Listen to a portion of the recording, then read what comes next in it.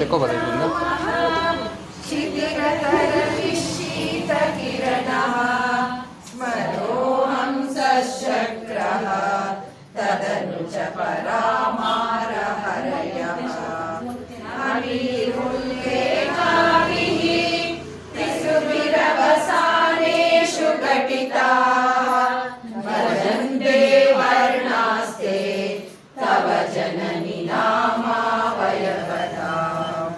शिवशक्त्या कामः क्षितिरतरविशीतकिरणः स्मरोऽहं सशक्रः तदनु च परामारहरयः अमीरुल्लेखाभिः त्रिसुभिरवसानेषु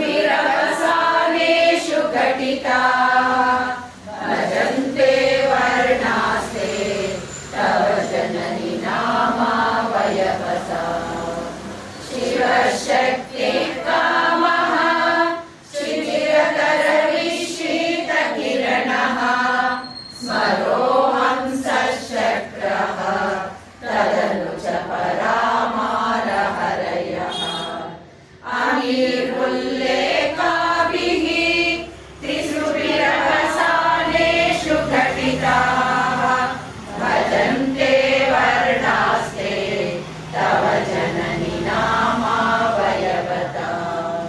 शिवशक्ति कामः क्षितिरतरविशीतकिरणः स्मरोऽहं सशक्रः तदनु च परामारहरयः अमीरुल्लेखाभिः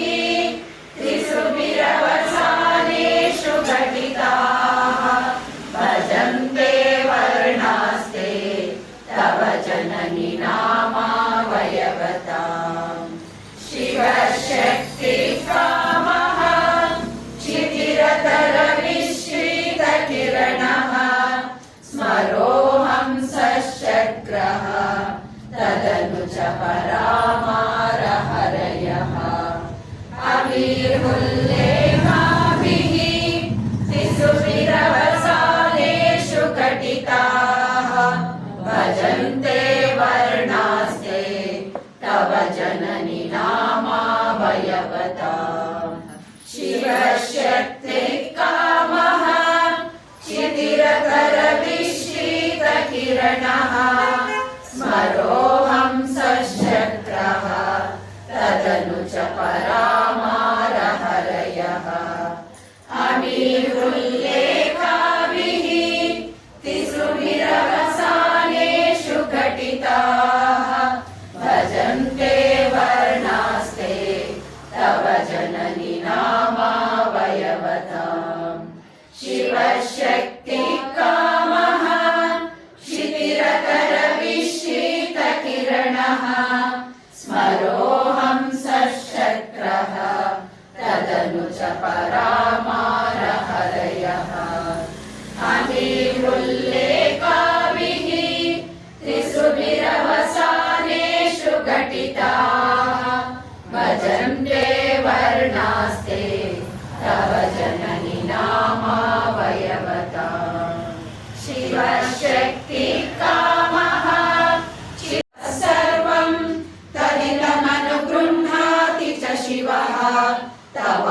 तवाज्ञामालम्ब्य क्षणचलितयोर्धूलतिकयोः त्रयाणां देवानां त्रिगुणजनितानां तव शिवे भवेत् पूजा पूजा तव चरणयोर्या विरचिता तथा हि त्वत्पादोद्वहनमणिपीठस्य निकटे स्थिता हेते शश्वत मुखलितकरोत्तं समपुटाः विरञ्चि पञ्चत्वं व्रजति हरिराप्नोति विरतिं विनाशं कीनाशो भजति धनदो याति निधनम् वितन्त्री माहेन्द्री विततिरपि सम्मीलितदृशा महासंहारेऽस्मिन् विहरति सति त्वत्पतिरसौ जपो जल्पशिल्पम्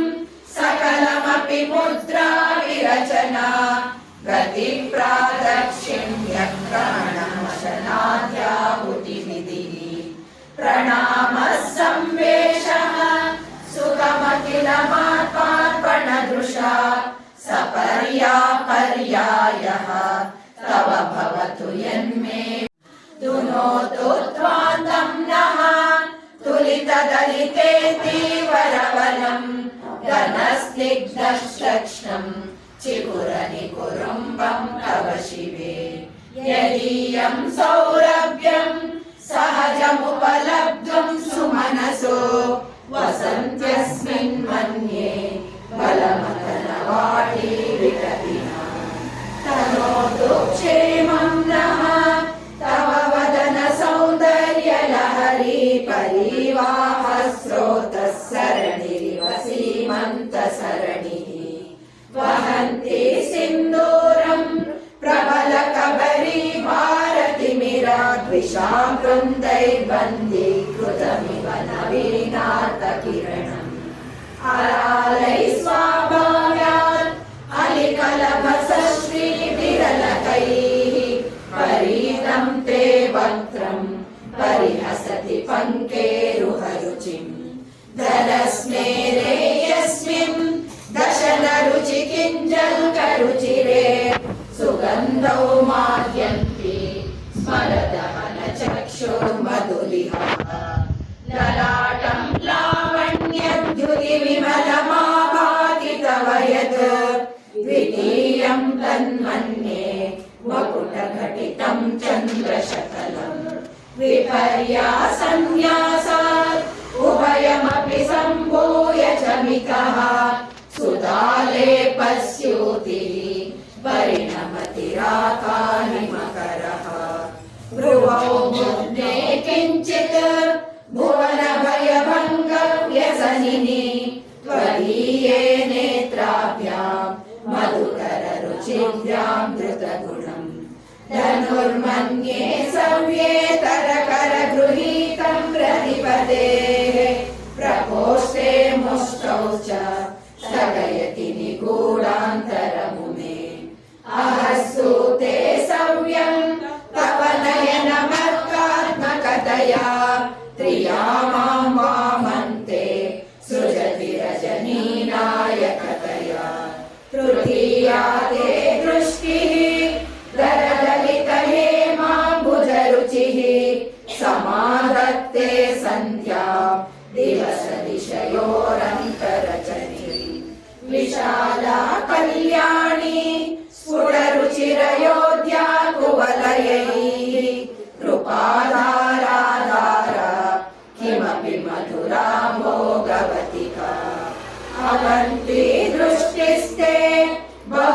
बहुनगरविस्तार विजया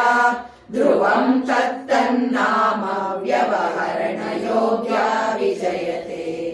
कवीनां सन्दर्भस्तव कमकरन्दैकरसिकम् कटाक्षव्याक्षेप भ्रमरकलभौ कर्णयुगलम् अमुञ्चन्तौ दृष्ट्वा तव नवरसास्वादतरलौ असूया संसर्गात् अलिकनयनं किञ्चिदरुणम् शिवे शृङ्गाराद्रा कदितरजने कुत्सनपरा सरोषा गङ्गाया गिरिशचरिते विस्मयवती हराहिभ्यो भीता सरसिरुह सौभाग्यजयिनी सखीषु स्मेराते मयि जननि दृष्टिः सकरुणा गते कर्णाभ्यर्णं गरुड इव पक्ष्माणि दधति पुरावेतुश्चित्तः प्रशमरसरित्रावणफले इमे नेत्रे गोत्राधरपति कुलोत्तं सकलिके तवाकर्णा कृष्णस्मरशरया सङ्कलयतः विभक्तैत्रैवर्ण्यं व्यतिकरितनीलाञ्जनतया विभाति त्वन्नेत्रत्रिकयमिदमीशानदयिते पुनः स्रष्टुं देवान् द्रुहिणहरिरुद्रानुपरतान् रजः सत्त्वं बिभ्रत् कमलिति गुणानां त्रयमिव पवित्रीकर्तृं नः पशुपतिपराधीनहृदये दयामित्रैर्नेत्रैः अरुणधवलः श्यामरुचिः नदश्यो नो गङ्गा तपनतनयेति ध्रुवममुम् प्रयाणां तीर्थानाम् उपनयसि संवेदमनतम् निमेषोन्मेषाभ्याम् प्रलयमुदयं याति जगति तवेत्याहुः सन्तो धरणिधरराजन्यतनये त्वदुन्मेषाज्जातम् जगदिदमशेषं प्रलयतः परित्रातुं शङ्के परिहृतनिमेषास्तव दृशः तवापर्णे कर्णे जपनयन पैशून्यचकिता निलीयन्ते तोये नियतमनिमेषा शफरिकाः इयं च श्रीवद्गच्छतपुटकवाटं कुवलयम् जहाति प्रत्यूषे निशिच विघटय्य प्रविशति दृशाद्राहीयस्य दरदलितनीलोत्पलरुचा दवीयां संदीनं स्नपय कृपया मामपि शिवे अनेनायं धन्यो भवति न च ते हानिर्यता वने वा हर्मे वा समकरनिपातो हिमकरः अरालं ते पालियुगलमगराजन्यतनये न केशामाधत्ते कुसुमशरतो गण्डकुतुकम् तिरश्चीनो यत्र श्रवणपथमुल्लङ्घ्य विलसन् अपाङ्गव्यासङ्गो दिशति शरसन्धानधिषणाम् स्फुरद्गण्डाभोगप्रतिफलितताटङ्कयुगलम् चतुश्चक्रं मन्ये तव मुखमिदं मन्मथरथम् यमारुह्य द्रुह्यत्यवनिरतमर्केन्दुचरणम् महावीरो मारः प्रमथपतये सज्जितवते सरस्वत्या सूक्तिः अमृतलहरी कौशलहरी पिबन्त्या शर्वाणि श्रवणचुरुकाभ्यामविरलम् चमत्काराश्लाघाचलितशिरसः कुण्डलगणो जणत्कारैस्तारैः प्रतिवचनमाचष्ट इव ते असौ नासा वंशः तुहिनगिरिवंशध्वजपटी त्वदीयो नेदीयः फलतु फलमस्माकमुचितम् वहत्यन्तर्मुक्ता शशिरकरनिश्वासगलितम् समृद्ध्यायत्तासाम् बहिरपि च मुक्ता मणिधरः प्रकृत्या रक्तायाः तव सुदतिदन्तच्छदरुचेः प्रवक्ष्ये सादृश्यम् जगयतु फलं चेतुफलदा न बिम्बं तद्बिम्बं प्रतिफलनरागादरुणितम् तुलामध्यारोढुं कथमिव विरच्येत कलया स्मितज्योत्स्नाजालं तव वदनचन्द्रस्य पिबताम् चकोराणामासि अतिरसतया चञ्चुजडिमा अतस्ते शीतांशोः अमृतलहरी माम्लरुचयः पिबन्ति स्वच्छन्दम् निशि निशि भृशं काञ्चिकधिया अविश्रान्तं पत्युः गुणगणकथाम्रेडन जपा जपा पुष्पच्छाया तव जननि जिह्वा जयति सा यदग्रासीनायाः स्फटिककुशलश्चच्चविमयी सरस्वत्या मूर्तिः परिणमति माणिक्यवपुषा रणे जित्वा दैत्यान् अपहृतशिरस्त्रैकवचिभिः निवृत्तैश्चण्डांश त्रिपुरहर निर्माल्य विमुखैः निशाकेन्द्रोपेन्द्रैः शशिविशदकर्पूरशकला विलीयन्ते मातः तव वदनताम्बूलकबलाः विपञ्च्या गायन्ति विविधमपदानं पशुपतेः त्वयारब्धे वक्तुम् चलितशिरसा साधुवचने तदीयै माधुर्यैः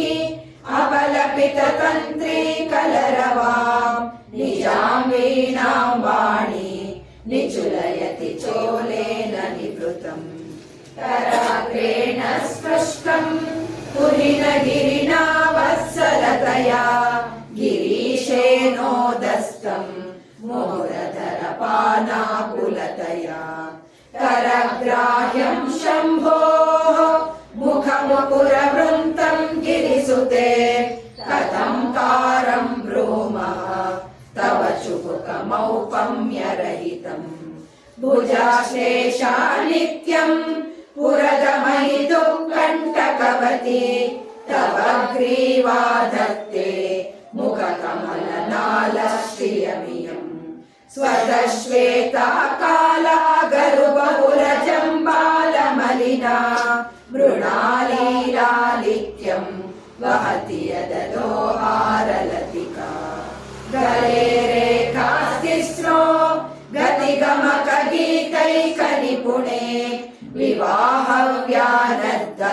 विवाहव्यानद्धप्रगुणगुणसङ्ख्या प्रतिभुवः त्रयाजन्ते नानाविधमधुररागाकरभुवाम् त्रयाणाम् ग्रामाणाम् स्थितिनियमसीमान इव ते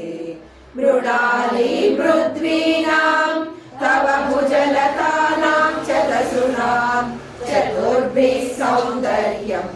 सरसिज भवस्तौति वदनैः नखेभ्यः सन्त्रस्यन्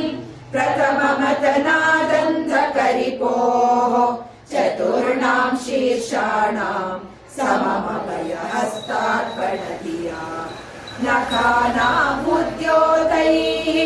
नवनलिनरागम् विहसताम् कराणाम् ते कान्तिम् कथय कथया मां कथमुमे कयाचिद्वा साम्यम् भजतु कलया हन्त कमलम् यदि क्रीडनु लक्ष्मी चरणकललाक्षारसचणम् समम् देवि स्कन्दद्विपवदन पीतम् स्तनयुगम् तवेदम् न खेदम् हरतु सततम् प्रस्नुतमुखम् यदा लोक्याशङ्का कुलितहृदयो हासजनकः स्वकुम्भौ हेरम्बः परिदृशति हस्तेन झटिति अमोते वक्षोजौ अमृतरसमाणिक्यकुतुपौ न सन्देहस्पन्दो नगपति पताके मनसि नः पिबन्तौ तौ यस्मात् अविदितवधू सङ्गरसिकौ कुमारावद्यापि विरतवदनौ रौचदलनौ वहत्यम्बस्तम्बेरमदनुज कुम्भ प्रकृतिभिः समारब्धां मुक्ता मणिभिरमलां हारलतिका कुजा भोगो बिम्बाधर रुचिभिरन्तः शबलिताम् प्रतापव्यामिश्राम् पुरगमयितुं कीर्तिमिवते तव स्तन्यं मन्ये धरणिधर कन्ये हृदयतः पयः पारावारः परिवहति सारस्वतमिव दयावत्या दत्तम् द्रविड शिशुरास्वाद्य तव यत् कवीनां प्रौढानाम् अजनिकमनीयः कवयिता हरक्रोधज्वालावलिभिरवलीढेन वपुषा कवीरे तेनाभि सरसि कृतसङ्गो मनसि जः समुत्तस्थौ तस्मात् अचलतनये धूमलतिका जनास्तां जानीते तव जननि रोमावलिरिति यदेतत्कालिन्दी तनुतर मध्ये कृषे मध्ये किञ्चित् जननि तव यद्भाति सुधिया विमर्दादन्योन्यम् कुचकलशयोरन्तरगतम् तनुभूतम् व्योम प्रविशति वनाभिं कुहरिः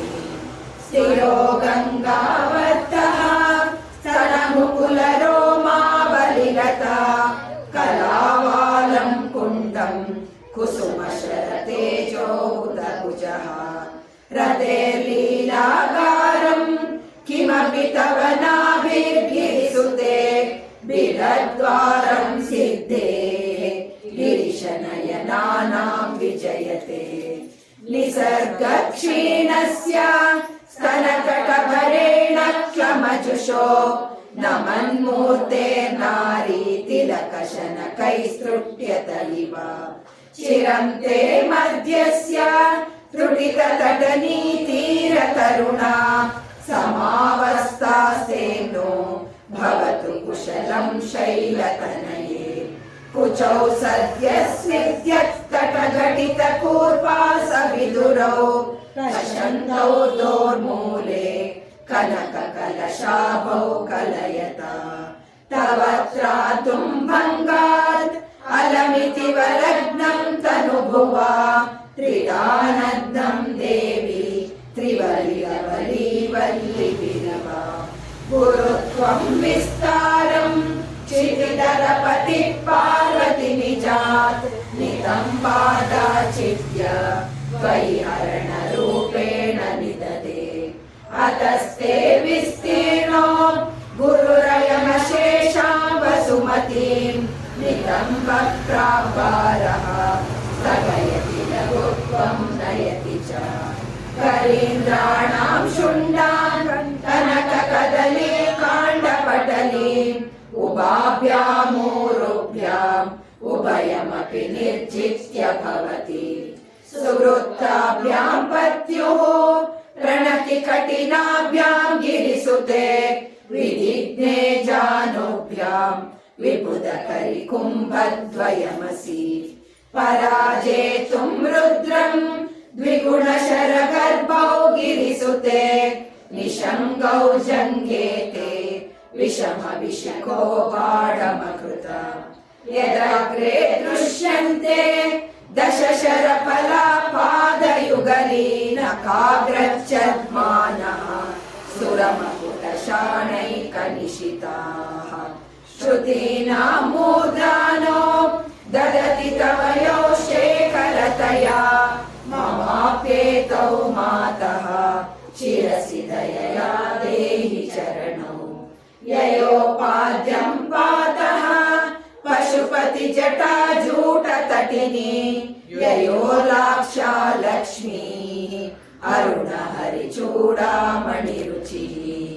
नमो वाकं ब्रूमो नयनरमणीयाय पदयोः तवास्मै द्वन्द्वाय स्फुटरुचिरसालब्धकवते असूयात्यन्तम् यदपि हननाय स्पृहयते पशूनामीशानः प्रमदमनभङ्गेरितरवे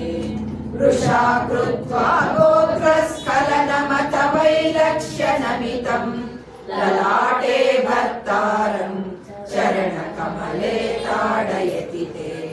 चिरादन्तश्चर्यम् दहनकृतमुन्मूलितवता तुलाकोटिक्वाणैः किलिकिलितमीशानरिपुणा हिमानि हन्तव्यम् हिमगिरिनिवासैकचतुरौ निशायां निद्राणां निशिचरममागे च निषदौ वरं लक्ष्मीपात्रम् श्रियमतिसृजन्तौ समयिनां सरोजं त्वत्पादौ जननि जयतश्चिद्रमिह किम् पदं ते कीर्तीनां प्रपदमपदं देवि विपदां कथं नीतं सद्भिः कठिनकमटीकर्परतुलां कथं वा बाहुभ्याम् उपयमनकाले पुरभिदा यदादायान्यस्तं दृशदिदयमानेन मनसा नखैर्नाकस्त्रीणां करकमलसङ्कोच शशिभिः तरूणां दिव्यानां हसत इव ते चण्डिचरणौ फलानि स्वस्तेभ्यः किसलयकराग्रेण ददतां दरिद्रेभ्यो भद्रां श्रियमनिशमन्नाय ददतौ ददाने हीनेभ्यः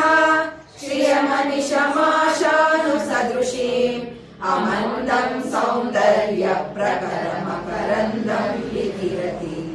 तवास्मिन् मन्दारस्तवकसुभगे यातु चरणे निमज्जन्मज्जीवः करणचरणषट्चरणताम् पदन्यासक्रीडा परिचयमिवारब्धु मनसः स्खलन्तस्ते केलं भवनकलहंसा न जहति अतस्तेषां शिक्षां सुभगमणिमञ्जीररणितच्छलादाचक्षाणं चरणकमलं चारुचरिते गतास्ते पञ्चत्वं द्रुहिणहरिरुद्रेश्वरभृतः शिवस्वच्छाया घटितकपटप्रच्छदपटः त्वदीयानां वासां प्रतिफलनरागार्णतया शरीरे शृङ्गारो रस इव दृशां दोगिकुटुकम् अरालाकेशेषु प्रकृतिसरला मन्दहसिते शिरीषाभाचित्ते दृशदुपलशोभाकुचतटे दृशं तन्वी मध्ये ऋतुरसिजारोह विषये जगत्रातुं शम्भोः जयति करुणा काचिदरुणा कलङ्कः कस्तूरी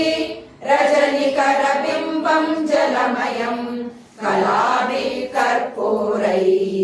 मरकतकरण्डं निपीडितम् अतः स्वभोगेन प्रतिदिनमिदं रिक्तकुहरं विधिर्भूयो भूयो निपीडयति नूनं तव कृते पुरारातेरन्तःपुरमसित तत्त्वच्चरणयोः सपर्या मर्यादा तरलकरणानामसुलभा तथा हेते नीताः शतमुखमुखा सिद्धिमतुलां तव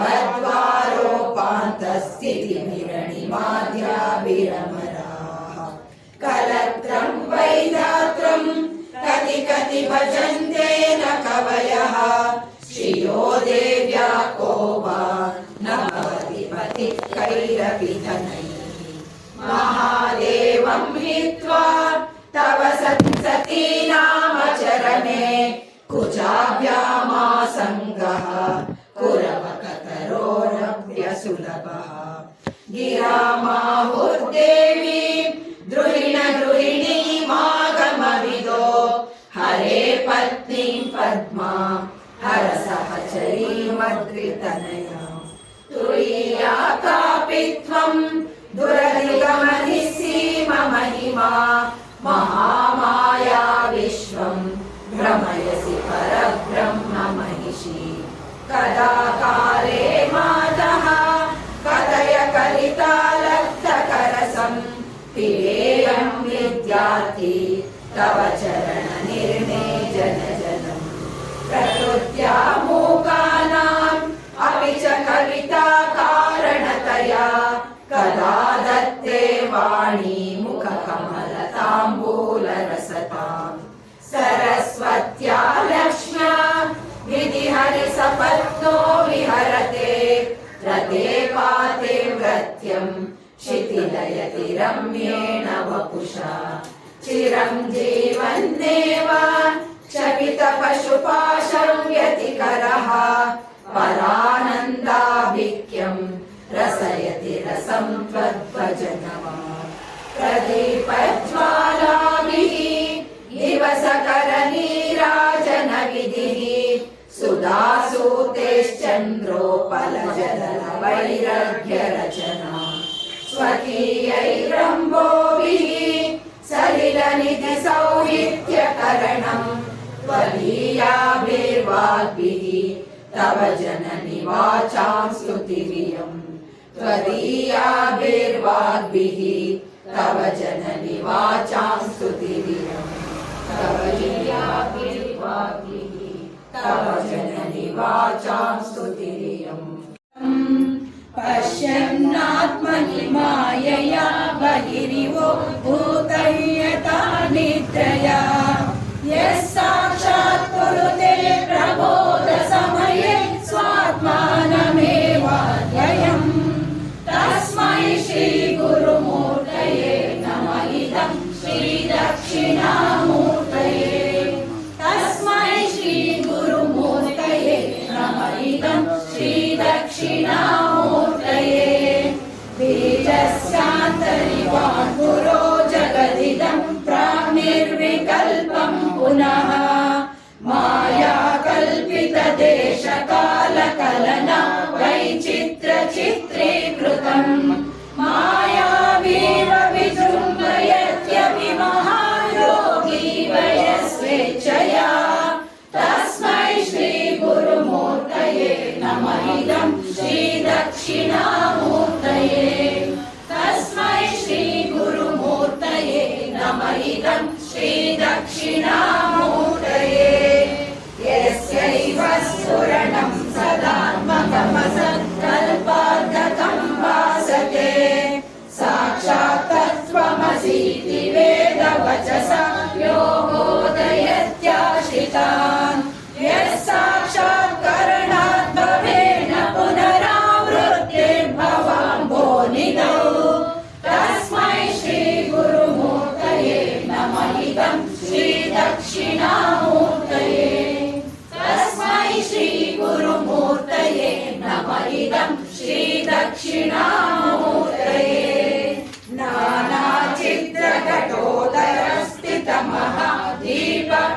नानाचित्रघटोदरस्थितमहादीपप्रभाभास्वरम् ज्ञानं यस्य तु चक्षुरादिकरणद्वारा बहिः स्पन्दते जानामीति तमेव भान्तमनुमात्येतत् समस्तं जगत् तस्मै श्रीगुरुमूर्तये नमः इदं श्रीदक्षिणामूर्तये तस्मै श्रीगुरुमूर्तये नमः इदं श्रीदक्षिणामूर्तये देवं प्राणमपीन्द्रियाण्यपि चलां बुद्धिं च शून्यं विदुः श्रीबालान्दजडोपमास्वहमिति भ्रान्तास्पृशं वादिनः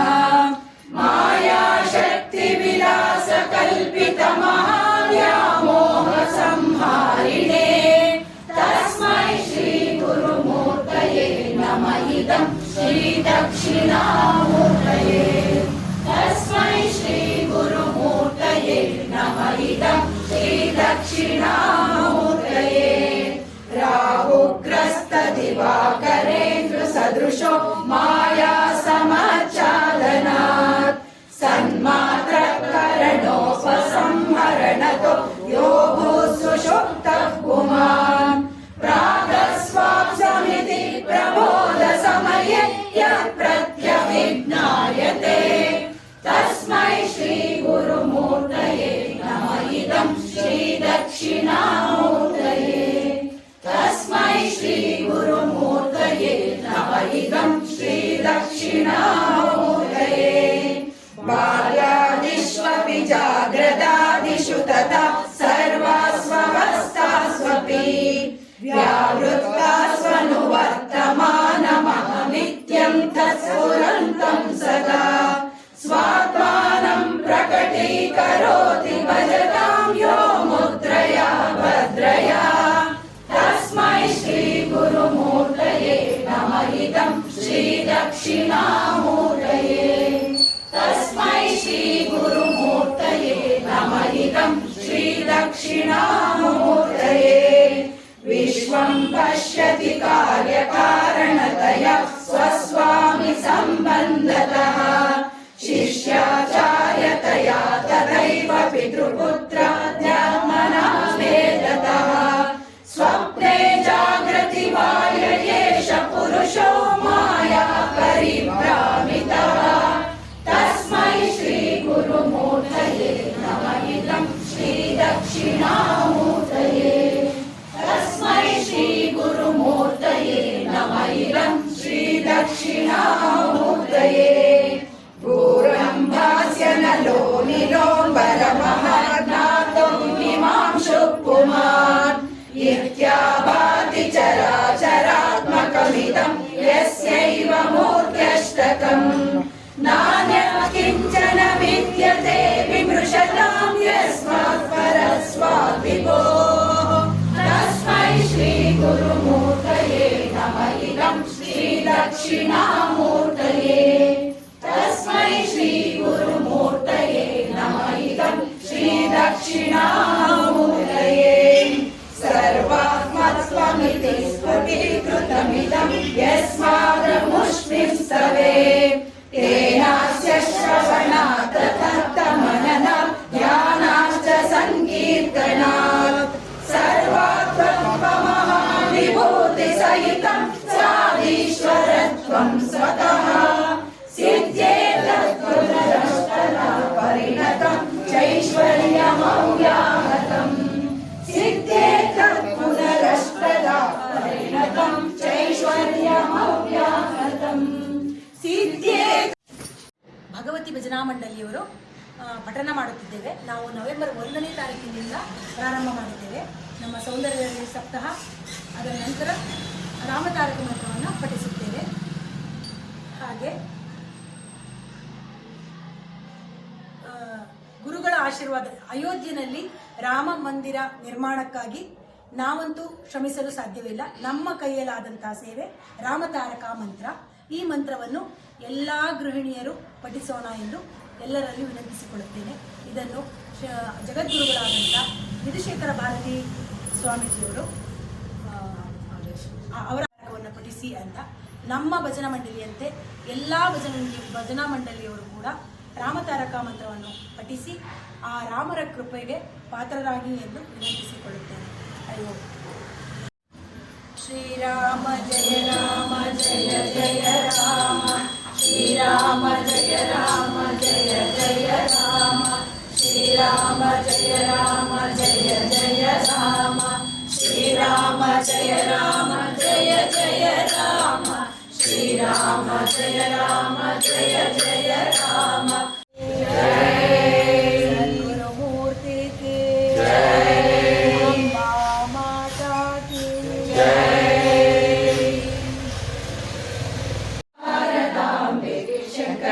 ಶಂಕರಾಚಾರ್ಯರಿಗೆ ಕಾಲ ಭೈರವಗೆ ಕಾಳಿ ದುರ್ಗಿಗೆ ವೀರ ಧೀರ ಶೂರ ಹನುಮ ಮಾರುತಿ ಚರಣಕ್ಕೆ ಮಲ್ಲಿಕಾರ್ಜುನಗೆ ಚೆಲ್ವ ಜನಾರ್ದನಗೆ ಅಂಬಾಭವಾನಿ ಕಂಬದ ಗಣಪತಿ ಚಂಡಿ ಚಾಮುಂಡಿಗೆ ವಿದ್ಯಾರಣ್ಯರಿಗೆ ವಿದ್ಯಾಶಂಕರಗೆ ವಾಗೀಶ್ವರಿಗೆ ವಜ್ರದೇಹ ಗರುಡಾಂಜನೇಯನಿಗೆ ತುಂಗಭದ್ರೆಗೆ ಶೃಂಗ ನಿವಾಸಿನಿಗೆ ಶೃಂಗೇರಿಪುರದೊಳು ನೆಲೆಸಿರುವಂತ ಶಾರದಾಂಬೆಗೆ ಸಚ್ಚಿದಾನಂದ ಶಿವ ಅಭಿನವ ನೃಸಿಂಹ ಭಾರತಿಗೆ ಚಂದ್ರಶೇಖರ ಭಾರತಿ ಗುರು ಸಾರ್ವಭೌಮರಿಗೆ ಚಂದ್ರಶೇಖರ ಭಾರತಿ ಗುರು ವಿದ್ಯಾತೀರ್ಥರಿಗೆ ಚಂದ್ರಶೇಖರ ಭಾರತಿ ಗುರು ಭಾರತಿ ತೀರ್ಥರಿಗೆ ಚಂದ್ರಶೇಖರ ಭಾರತಿ ಗುರು ವಿಧುಶೇಖರ ಭಾರತಿಗೆ ಮಂಗಳಂ ಗುರು ಶ್ರೀ ಚಂದ್ರಮೌಳೀಶ್ವರಗೆ ಶಕ್ತಿ ಗಣಪತಿ ಶಾರದಾಂಬೆಗೆ ಶಂಕರಾಚಾರ್ಯರಿಗೆ ಶಂಕರಾಚಾರ್ಯರಿಗೆ ಶಂಕರಾಚಾರ್ಯರಿಗೆ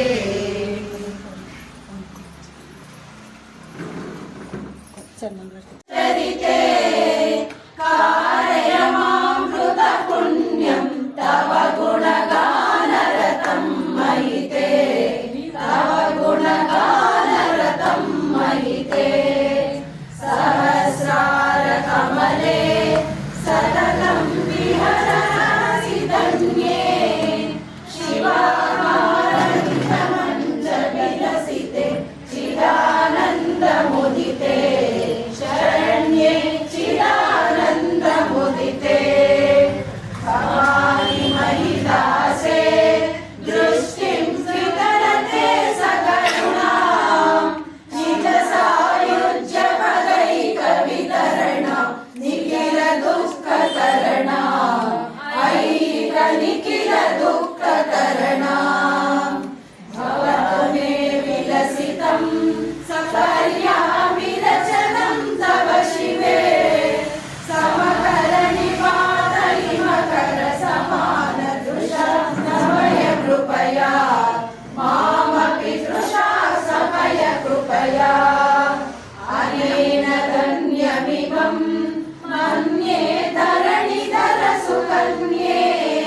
ತವ ಸ್ತನ್ಯ ಮಧುರಾ ಸ್ವಾದನ ಸುಖ ನಿರಸ್ತಾನ್ಯ ವಿಷಯಂ ಕುರು ಮಾಂ ನಿರಸ್ತಾನ್ಯ ವಿಷಯಂ ಜಲೀಯಮಪಿ ವಚನಂ ಗದತೋ ಮದೀಯಮಿವ ವಚನಂ ಸ್ವಕೀಯ ಸಲಿಲೈ ಸಾಗರ ತರ್ಪಣ ಸಮಂ ಜನನಿ ವಿದಿತಂ ಸಕಲಂ ಸಮಂ ಜನನಿ ವಿದಿತಂ ಜಯ ಜಯ ಶಿವದಯಿತೆ